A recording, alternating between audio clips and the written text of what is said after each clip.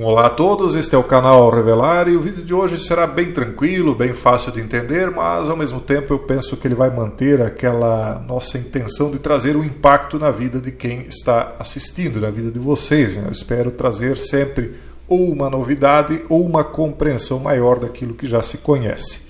E vamos começar com aquilo que talvez seja o mais simples do que nós vamos abordar hoje, que é essa história aqui do clone de cavalo ameaçado que está gerando esperanças à espécie, como eles dizem aqui, como se a espécie tivesse algum tipo de esperança. Eles nem sabem que isso está sendo feito, mas enfim. Esse mas é o que sempre é a pedra de tropeço aí para os planos da classe dominante, mas há um porém nesse plano deles. Enfim, eles estão aí então com essa ideia de gerar uma cópia genética do primeiro cavalo de Przewalski clonado na história. Kurt é o nome dele, nascido em agosto de 2020. Mas eles têm esse porém deles, que é o mesmo porém, né, que inviabilizou a clonagem da ovelha, né? Dolly. Não sei se vocês lembram que a ovelha Dolly teve problemas que não é algo incomum, como, por exemplo, o envelhecimento precoce. Por quê? Porque quando você utiliza uma célula de um animal mais velho, quando você clona, você não vai conseguir fazer como quando nasce uma criança a partir de um óvulo original. Você está clonando uma célula já idosa. Então, se a ovelha já tem 5 anos, quando você clona a célula dela, aquela ovelha nova que nasce, já nasce com a célula envelhecida, ela já nasce com 5 anos, digamos assim. Então tem esse porém, e eles não conseguem encontrar espécimes novas, né, de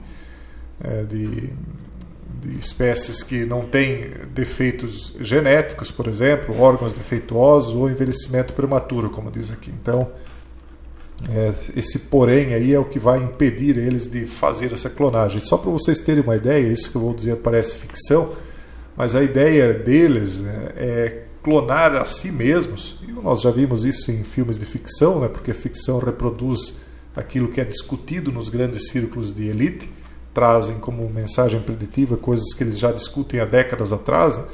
A ideia seria clonar a si mesmos com o intuito bizarro de futuramente transferir a memória do corpo envelhecido para o corpo novo, como se fosse uma transferência de alma. Algo que é obviamente impossível, salvo se você imaginar que o cérebro seria como que uma antena, né, que capta uma vida que não está dentro do corpo, como a alma, como se a alma estivesse fora e transmitindo para a antena. Porém, mesmo que isso seja possível, ou que fosse possível, o problema deles é esse mas, né, que é o envelhecimento precoce. Então não dá para clonar uma pessoa envelhecida pensando em criar uma cópia dela nova para ela recomeçar. Então é impossível isso aí. Enfim, só para vocês terem ciência do que eles estão fazendo, né, enquanto a gente dá milho aos pombos. Outra situação, isso aqui também é enviado por um membro lá da comunidade. Quase tudo isso aqui é enviado por membros da comunidade, tá, pessoal? Quem acompanhou aquele vídeo onde eu trouxe aqui a informação de que é possível identificar quando uma imagem é falsa por conta das mãos que estão nessa imagem, porque a inteligência artificial não consegue gerar mãos humanas naturais, parece que a inteligência artificial então teria aprendido a criar mãos humanas em imagens, né, mais fidedignas. Não quer dizer que são perfeitas, mas ficará mais difícil de identificar uma imagem falsa única e exclusivamente por conta das mãos dos participantes. Só que a inteligência artificial ainda não está bem aperfeiçoada nisso. E tanto é que nós vemos isso nesse vídeo aqui, ó. Um comercial, né, de cerveja feito com inteligência artificial, segundo o site MSN aqui, né, teria aterrorizado internautas. Então eles pediram para a inteligência artificial criar um comercial. Eu até baixei o vídeo aqui para mostrar para vocês, eu vou passar ele aqui na tela. Só deixa eu colocar no pause. Olha só. Isso aqui é tudo reproduzido por inteligência artificial. Você perceba como a inteligência não é tão inteligente assim, como ela distorce o rosto humano. Você nota que isso aqui não é um rosto natural, né? Veja como o rosto das mulheres fica alargado, né? A boca delas totalmente distorcida. Mas mesmo assim é impressionante o resultado. Impressionante e bizarro. Eu não chegaria a dizer aterrorizante, mas é bizarro o que a inteligência artificial criou. De uma certa maneira, é como os algoritmos veem a atitude dos seres humanos em um churrasco. Né? Veja só o que ela criou aqui e depois vocês mesmos podem tirar as suas próprias conclusões. Então tudo isso aqui é gerado artificialmente, nada disso é real, tá, pessoal? A garrafa se distorce, os olhos distorcem, ali uma garrafa flutuando.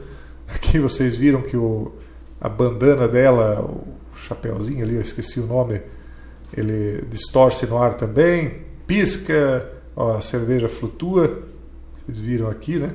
Todo mundo sorrindo, porque é assim que os comerciais são, né? Então provavelmente a inteligência artificial, ó, aqui ó, o queixo bem para frente, então a inteligência artificial deve ter buscado outros comerciais e montado esse. Veja só, aqui parece até o corpo do Elon Musk, aquele tronco diferenciado dele, né, para dizer o mínimo. Aqui ó, o braço desse cidadão, ele vem aqui, ele cria o cotovelo aqui, mais um cotovelo aqui, daí o braço torce para cima e a mão totalmente torcida. Aqui também, ó, veja que o braço é muito fino, não corresponde ao corpo, mas ela está avançando, né? Veja só, aqui ó, a lata pegando fogo, aqui a mulher beijando a lata, né? Olha o absurdo, que ele vai tomar a lata, tem uma espécie de caneca gigante grudada, com mãos dentro, sei lá se é mão, o que ela quis referenciar ali. Aqui a churrasqueira parece que saiu um pouco de controle, a mesa pegando fogo, uma labareda cortando a festa, mas a festa continua. Aqui, aqui piorou, ali sai fogo da própria cerveja. Né? Aqui, ó, que interessante, os dedos, vejam os dedos da mão desse personagem aqui. Depois vocês voltem e vão pausando, assistam em velocidade 0.25 e vocês conseguem ver cena a cena. Então ainda é muito bizarro o que a inteligência artificial pode produzir, né? É totalmente distorcido, mas é um avanço muito grande. Se você parar para imaginar que a pessoa que criou esse comercial só digitou, ó, crie um comercial de cerveja da marca tal, e o resto ela fez tudo sozinha, né? Ele só deu uma descrição prévia do que queria e todo o resto ela mesma montou. Ainda assim é impressionante, apesar das evidentes distorções que a gente percebe. Então, só para vocês terem uma noção de para onde está indo essa capacidade de iludir, né? Porque em breve nós não vamos mais saber o que é real e o que não é, tá, pessoal? E em breve, eu já falei isso para vocês, nós vamos poder escrever assim para a inteligência artificial: olha, eu quero que você crie um filme de 2 horas com tais personagens, cada um com tais características. Você escreve ali em uma página o que você quer do filme e o resto ela vai criar em questão de minutos, um filme de 2 horas. Imagine quanto desemprego em Hollywood, né? Mas vamos adiante porque tem mais coisas para mostrar para vocês. Bom, aqui é o site onde foi publicado o vídeo, para quem quiser procurar. Isso aqui é no Instagram, tá, pessoal? Privateisland TV. Então esse aqui é o comercial, mas tem outras coisas aqui que eles têm feito com a inteligência artificial. Quem quiser procurar, está lá. Vamos adiante. Isso aqui é a questão fúngica, né, que eu já tratei aqui com vocês. Isso aqui eu gostaria de uma especial atenção. Cientistas descobrem fungos conversando entre si. Eu tenho uma teoria que vai muito além do que simplesmente dizer que os fungos têm uma inteligência e uma comunicação. Eles são muito mais do que isso, pessoal. Na minha opinião, eles são como uma espécie de hub, eu já falei aqui, uma espécie de gateway, uma espécie de portal e uma espécie de antena de comunicação Wi-Fi natural. Agora vamos ver o que é bem menos do que isso que eu falei para vocês, que é uma simples capacidade de conversação entre os fungos. Vocês notam que os cientistas colocaram aqui uma espécie de leitor, né, de eletrodos inseridos aqui nesse fungo, e eles conseguiram apontar que há uma comunicação entre eles, principalmente depois de pancadas de chuvas. Então eles colocam aqui os tipos de fungos, de cogumelos que eles utilizaram, né, para fazer a análise. Eles colocaram que são característicos de crescer acima do solo, etc, etc. Tudo bem. Mas, embora eles tenham feito já descobertas inovadoras por conta dessa questão aí biológica, eles encontraram outras situações. Os estudos ainda são irregulares e limitados aos estudos de laboratório.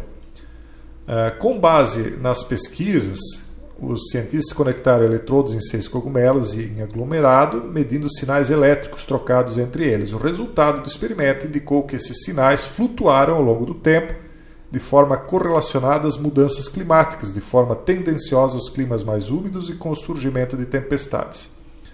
No começo, os cogumelos exibiam menos potencial elétrico e reduzimos isso à falta de precipitação. No entanto, o potencial elétrico começou a flutuar após a chuva. Eu não sei se eu vou encontrar aqui, se eu pulei agora, mas basicamente o que eles estão dizendo... Vamos ver se está mais para baixo aqui, eu acho que eu pulei. Aqui, ó. Essa rede micelial também pode ser usada na comunicação entre caules e plantas vizinhas, coordenando o crescimento ou até mesmo alertando sobre o surgimento de insetos ou doenças. Então eles têm raízes como se fossem cabos USB espalhados, né? E aí se uma unidade desse cogumelo é atacada por um inseto, ou se ela tem algum tipo de flagelo nela, né? Porque o próprio fungo seria, na minha opinião, uma espécie de flagelo ou capaz de produzir um flagelo, mas ele também pode ser acometido de um. Então, uma unidade percebendo essa adversidade para si, ela comunica às demais para que elas se previnam disso. Então, mostra aí uma capacidade de comunicação. E dá um reforço, dá um indício a mais de que aquela minha tese da comunicação via Wi-Fi não é algo tão esdrúxulo assim, que ele tem base científica. Eu não gosto muito de usar as bases científicas, mas eu trago sempre elas aqui para mostrar para aqueles mais céticos, né, que aquilo que a gente tem levantado também tem base na ciência, que muitos consideram a única forma de convencimento. E já que nós estamos falando em cogumelos e fungos, vamos falar aqui das infiltrações pulmonares com síndrome de eosinofilia. O que seria isso? Quando as pessoas estão com problemas respiratórios, né? Eu não vou ler aqui o nome para não ter problema, para que isso chegue a vocês, mas eles dizem o seguinte, que alguns desses distúrbios no pulmão, vamos chamar assim, né, podem ser provenientes desse tipo de situação, desse aqui, mas também de fungos e parasitas que podem levar ao acúmulo de eosinófilos nos pulmões. Então, aquela nossa tese, eu tenho uma tese aqui, pessoal, de que os parasitas são os responsáveis por, se não 100%, quase que 100% de todos os flagelos que a humanidade é cometida, tá bom? É uma tese, né, que eu tenho desenvolvido principalmente com o pessoal lá em algumas lives, né, na comunidade fechada, mas que eu trago aqui para que vocês puxem esse fio da meada e vão atrás, vocês vão descobrir muita coisa mesmo. Então, combater fungos e parasitas é muito mais importante do que vocês pensam. Aliás, para mim, o fungo é uma subespécie de um parasita. E por falar nisso, transtornos mentais. Pesquisadores relacionam alto risco ao quê? Será que os transtornos mentais, como esquizofrenia e transtorno obsessivo-compulsivo, podem ser deflagrados por reações do organismo a essa situação, a essa aqui, esta ou esta aqui? Para mim, é tudo a mesma coisa. Um parasita é um fungo, que é também uma bactéria, ou isso aqui. Porque são invasores do organismo. Então, eles estão perguntando, será que os transtornos mentais podem ser causados por esses invasores do corpo? Eu tenho uma opinião bem formada, né? Já falei sobre isso aqui e vou dizer, na minha opinião, eu não sou cientista, não estou aqui prescrevendo nada, vocês devem procurar pessoas habilitadas legalmente para isso, né? Mas opinião eu ainda posso dar, eu acredito, né? A gente nunca sabe até onde vai o direito de opinião mais, né? Mas na minha opinião, sim, né? Tudo vem dos parasitas. E por falar nisso, parece que o nosso mundo ele é projetado para beneficiar os parasitas. Parece que nós vivemos em um mundo em que não são os seres humanos que tomam as próprias decisões, mas sim esses invasores dos corpos humanos que criam um ambiente perfeito para que eles continuem se proliferando. Veja só, entidades médicas se posicionam contra a resolução do CNJ sobre política antimanicomial. O que está acontecendo? Se, eventualmente, os parasitas têm algo a ver com o problema que afeta a mente das pessoas, essa política aqui da resolução número 487 do CNJ, que institui a política antimanicomial, determina o fechamento dos hospitais de custódia e tratamento psiquiátricos existentes no Brasil. Esses locais abrigam pessoas com transtornos mentais ou que cometem crimes e são conduzidos, aliás, os locais são especializados no atendimento a esses pacientes. Então aqui eles colocam todo o risco de colocar essas pessoas de volta à sociedade, porque elas estão acometidas de tal forma por esse problema que elas se tornaram violentas, e aí colocar eles em unidades de tratamento de pessoas comuns pode colocar essas pessoas comuns em risco. Mas será que o único risco seria o ataque que essas pessoas sofreram? Ou será que o risco iria além? Além disso. Quem está comigo na comunidade sabe do que eu estou falando e que eu me restringo a me limitar ao que eu já falei agora. Me desculpem, mas vocês têm de estudar por conta própria, porque tem coisas que não podem ser ditas. E para finalizar, eu queria mostrar isso aqui. Pessoal, veja só a idiotice, a bizarrice de coisas que estão sendo feitas. Aqui nós vemos uma postagem muito boa no sentido de nos instruir, foi muito boa que a pessoa que tivesse feito essa postagem, porque ele mostra que um nanorobô ligando-se a um espermatozoide de baixa motilidade, quer dizer, ele é um espermatozoide mais fraco, que é, através desse nanorobô, que é uma espécie de espiral, enganchado, digamos assim, e transportado até o óvulo, forçando a fertilização. Mas eu vejo nisso também um problema. Eu sou aqui o cara que apresenta o lado B dessa tal de ciência. A gente sempre vem com a crítica para que as pessoas pensem. Porque as pessoas são normalmente muito empolgadas com essas novidades, elas não param para pensar. O lado B é o seguinte. Considerando que todos nós que estamos aqui, vocês que estão me assistindo, nós somos o fruto de uma corrida disputada entre milhões de espermatozoides. Não sei se vocês já pararam para analisar isso.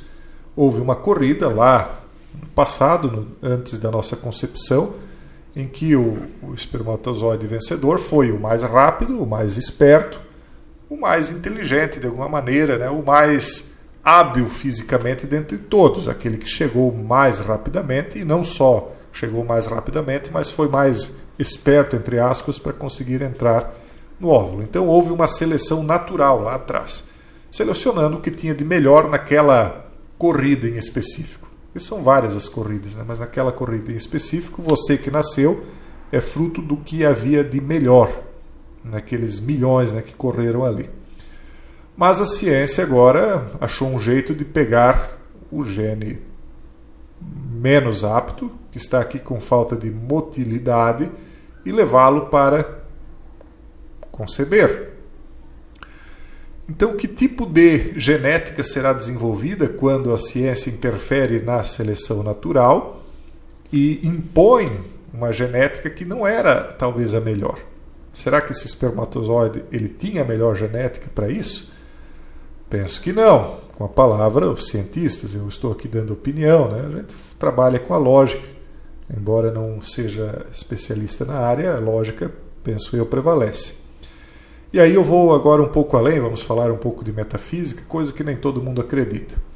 Imagine que você é uma alma que está destinada a nascer.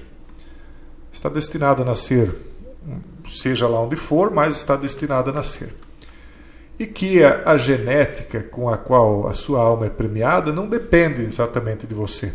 Ela depende dessa conjunção de fatores, da corrida dos espermatozoides, do óvulo estar apto ou não, mas você está destinado a nascer. E aí portas de nascimento vão se abrindo. e aí você entra por uma daquelas portas espirituais. Estou falando aqui, conjecturando metafisicamente. E aí o corpo que você escolheu foi previamente escolhido de forma não natural por esse nanorobô. Então você nasce dentro de um corpo que foi geneticamente selecionado, mas não é o mais apto a lhe receber. E aí você leva o azar, né, porque essa seleção natural não pôde ser feita. Então, será que é correto esse tipo de atitude aqui? Refletindo tanto cientificamente quanto sobre o aspecto religioso, metafísico da questão. Então, tudo isso é para nós refletirmos. Como eu falei, o vídeo de hoje era bem simples, penso que de fácil entendimento para todos. E eu trago essas coisas aí nem tanto para o debate público, para isso também, mas mais para reflexão individual, porque eu penso que o debate público hoje ele é quase inútil, tá, pessoal? É quase inútil porque existem forças que estão tomando as decisões e calando qualquer um que queira falar qualquer coisa que vá contra uma agenda determinada. E o debate público vai ser cada vez mais amordaçado, encerrado, e mesmo quando houver, não vai ser sinônimo de alteração nenhuma. As classes que decidem fazem ouvidos moucos para o debate público. Então eu penso que é muito mais além do que o debate público. Isso é para um conhecimento individual, para que as pessoas que têm a consciência do que está acontecendo optem por fazer o que é certo conscientemente. Só isso. Tá bom, pessoal? Um forte abraço a todos. Esse é o vídeo de hoje e até o próximo vídeo, se Deus quiser.